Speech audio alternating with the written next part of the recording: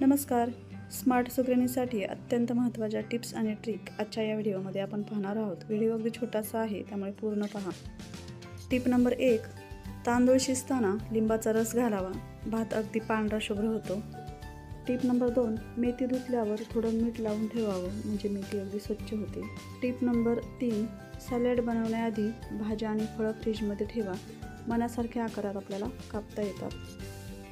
त्यानंतर tip number 4, रस्सा दाट स्वादिष्ट होण्यासाठी दाण्याचं कूट, नारळाचा चव मिक्सरला करून रशात घालावा. टिप नंबर 5, भांड्याला कांद्याचा वास लागला असेल तर थोडा वेळ मिठाच्या पाण्यात घालून ठेवावं. टिप नंबर 6, पुरीसाठी पीठ मळताना त्यात थोडं दूध व बेसन मिसळा. पुऱ्या अगदी खुसखुशीत बनतील. टिप नंबर 7, पुरण शिजताना डाळीबरोबर 1 मूठभर तांदूळ घालावे, म्हणजे पुरण चांगले घट्टसर होते. त्यानंतर टिप नंबर 8, पुलाव करताना संत्र्याच्या सालीचं चूर्ण असतं ते मिसळा, त्यामुळे पुलावाला सुगंध प्राप्त होतो. टिप नंबर 9, डोसा कुरकुरीत करण्यासाठी त्यात पोह्याचा चुरा मिसळा, म्हणजे डोसा कुरकुरीत होईल. टिप नंबर 10 पाहूयात. मसालेदार पदार्थाची करी घट्ट करण्यासाठी त्यात तिळाच्या पेस्टचा वापर करावा.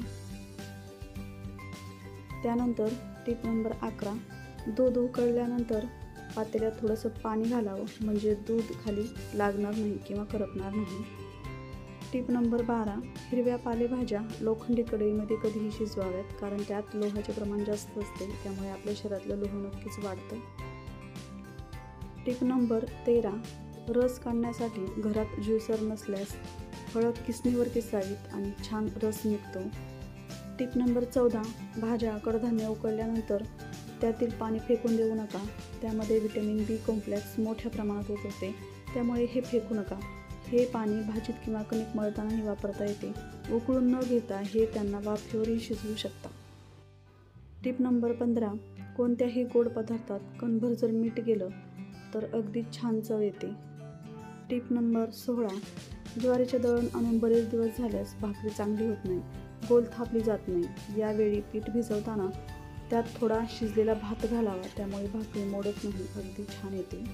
टिप नंबर 17, हाताला किंवा पाटावर वंट्याला येणाऱ्या मसाल्याचा वास जो असतो तो जावा, यासाठी कच्चा बटाटा किंवा लिंबू त्यावर चोळावा. टिप नंबर 18, वरणासाठी डाळ शिजवताना त्यात 1 चमचा मेथीची पुडचुडी करून ठेवावी, त्यामुळे वरण रुचकर होते आणि पचनासही हलके होते.